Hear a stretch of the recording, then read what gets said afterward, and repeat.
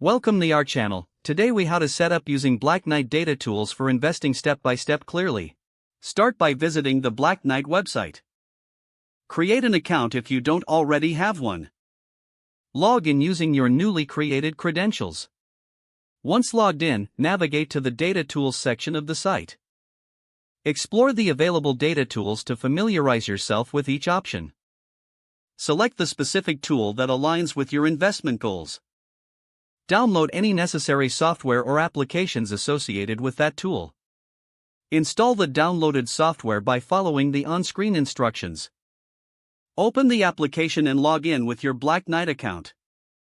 Import the data sets you wish to analyze. Use the built-in filters to refine your data selection.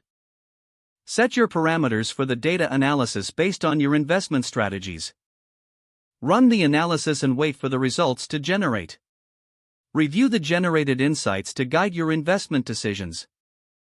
Save your analysis for future reference. Seek additional resources or tutorials if you need more guidance. Consider connecting with the Black Knight community for advice and support. Stay updated on software updates to utilize new features effectively.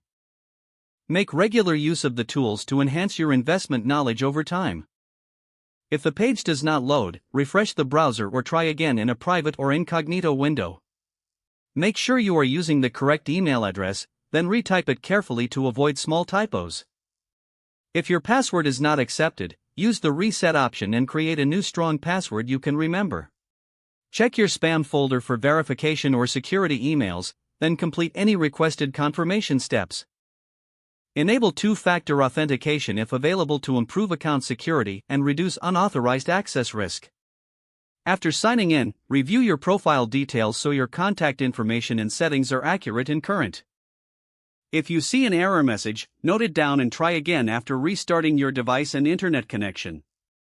Log out when you finish, especially on shared devices, to keep your account and payment information secure.